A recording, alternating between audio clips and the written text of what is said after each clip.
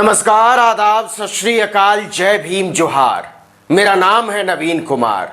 आप सोच रहे होंगे कि अगड़म गोस्वामी का क्या हुआ। पुलिस जो उसे उठाकर ले गई थी तो क्या किया, कहां रखा, कैसे रखा, क्या सलूक किया, क्या खिलाया, क्या पिलाया, रात कैसी गुजरी, वगैरह वगैरह। किसी बड़े आदमी की गिरफ्तारी के अगले दिन टीवी वालों का बुलेटिन तय रहता था। रिया चक्रवर्ती की रात कैसे गुजरी, पी चिदंबरम की रात कैसे गुजरी, आसाराम की रात कैसे गुजरी, पूरा इतिहास है। टीवी वाले ग्राफिक्स बना बना कर दिखाते थे, जैसे चैनल के संपादक और मालिक बगल वाली बैरक से सब देख रहे थे और इसको वो ब्रेकिंग न्यूज में चलाते थे। तो अगड़म गोस्वामी के बारे में क्यों नहीं बता रहे हैं, कम से कम रिपब्लिक ही बता देता। खैर, अगड़म गोस्वामी ने पत्रकारिता के बांगड़ बिल्लों में भारी कंफ्यूजन पैदा कर दिया है। आधे से ज्यादा लोगों को तो पता ही नहीं है कि पुलिस के लिए वो रिपब्लिक टीवी का मालिक नहीं है, एक अपराधी है जिसने 53 साल के कारोबारी अन्वय नाइक और उनकी मां को अपनी जान देने पर मजबूर कर दिया। वो हेलो भारत माता वालों, देश आजाद कराने के लिए लाल कोठी नहीं भेजा गया है अगड़म को। और सुनिए, रात में ही अगड़म का कांड हो गया। यह तो आप जानते ही हैं कि महाराष्ट्र पुलिस उसे वैन में बैठाकर रायगढ़ ले गई थी। वहीं का केस है अन्वय नाइक वाला। रायगढ़ कोर्ट में उसे पेश किया गया था। अगड़म ने बहुत बड़ा वकील खड़ा किया। पुलिस ने कहा हमको पूछताछ करनी है, 14 दिन के लिए रिमांड चाहिए, इसको ऐसा छोड़ा ना जाए मिलॉर्ड, बड़ा आदमी है, गवाहों को प्रभावित कर सकता है। दूसरा, जांच में सहयोग भी नहीं करता है, बहुत मुश्किल से पकड़ में आया। अगड़म के वकील ने कहा कोई मामला ही नहीं है, केस ही फर्जी है। कोर्ट ने कहा कि हम पुलिस रिमांड तो नहीं देते हैं, लेकिन न्यायिक रिमांड देते हैं, 14 दिन के लिए जेल में डाल दो, जो पूछताछ करनी हो मजिस्ट्रेट के सामने कर लीजिए। इतना सुनते ही टीवी पर गुलाबी दिखने वाले अगड़म के चेहरे का रंग सफेद पड़ गया, जैसे उसकी आंखें कह रही हों इतना जुल्म क्यों, पूछता है भारत। काश बैरक में ही स्टूडियो बनाने की इजाजत होती, लेकिन तब तक विचारों में खोए अगड़म को पुलिस ने उठाकर फिर से वैन में डाल दिया था और लेकर चली गई जिला जेल। पुलिस ने बैरक में डाल दिया, जी हां बैरक में, वैसी ही बैरक में जैसी बैरक में रिया चक्रवर्ती को डाले जाने पर मजे ले रहे थे गोस्वामी जी, प्रसन्न हो रहे थे, टीवी पर चिल्ला रहे थे। अब जेल तो जेल होती है, 3 तरफ से दीवार, ऊपर छत, नीचे जमीन और सामने ये मोटे मोटे रॉड। जेलर तैनात था। तुरंत एक कंबल, एक थाली, एक कटोरी, एक मग्गा और एक चादर साहब को मुहैया कराई गई कि जब सुबह हो तो नाश्ता करने के लिए लाइन में खड़े हो जाना। रात को जेल की ही दाल, रोटी और सब्जी दी गई।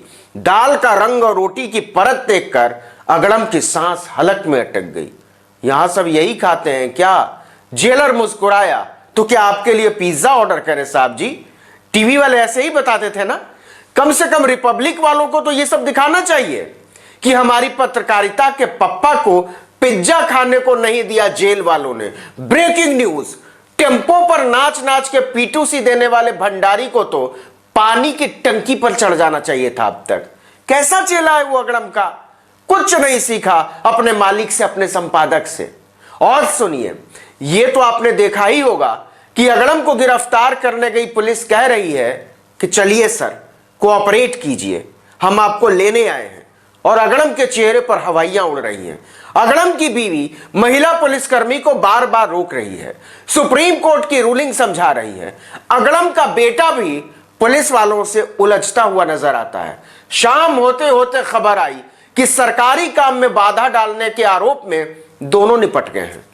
एक महिला पुलिसकर्मी की शिकायत पर एनएम जोशी मार्ग थाने में पुलिस ने अलग से अर्नब गोस्वामी, उनकी पत्नी और उनके बेटे को एक अलग एफआईआर से सुशोभित कर दिया है।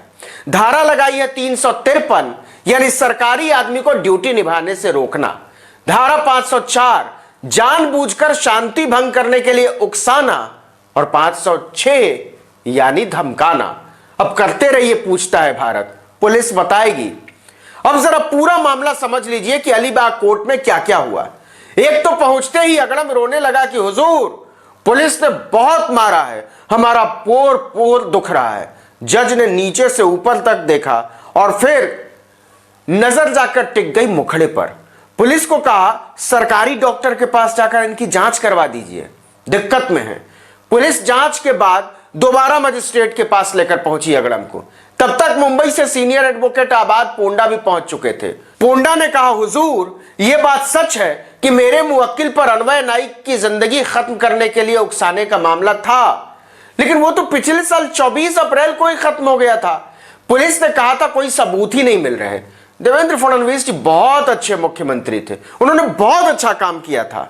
मजिस्ट्रेट ने कहा ठीक है, पुलिस कस्टडी में नहीं डालते हैं, लेकिन जुडिशियल कस्टडी में तो भेजना ही पड़ेगा। 14 दिन जेल में ही विश्राम कीजिए। चेहरा उड़ गया अगड़म गोस्वामी का। उधर वकीलों की एक टीम मुंबई हाईकोर्ट पहुंच गई कि मिलॉर्ड, हमारा मुवक्किल तो देवता है, देवता, पत्रकारिता को स्वर्ग पहुंचाने में लगा हुआ है।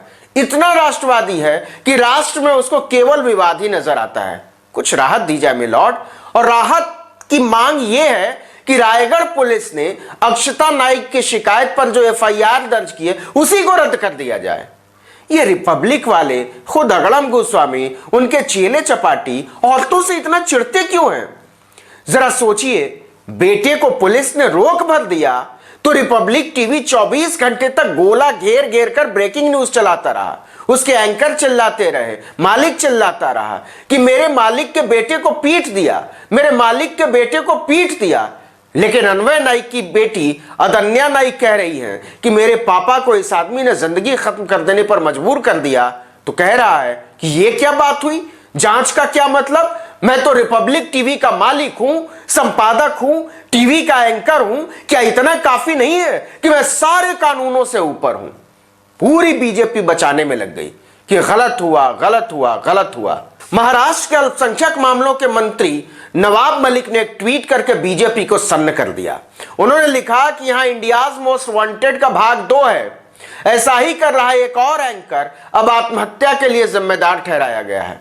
उनका इशारा इंडियाज मोस्ट वांटेड शो के एंकर रहे सुहैब इलियासी की तरफ माना जा रहा है।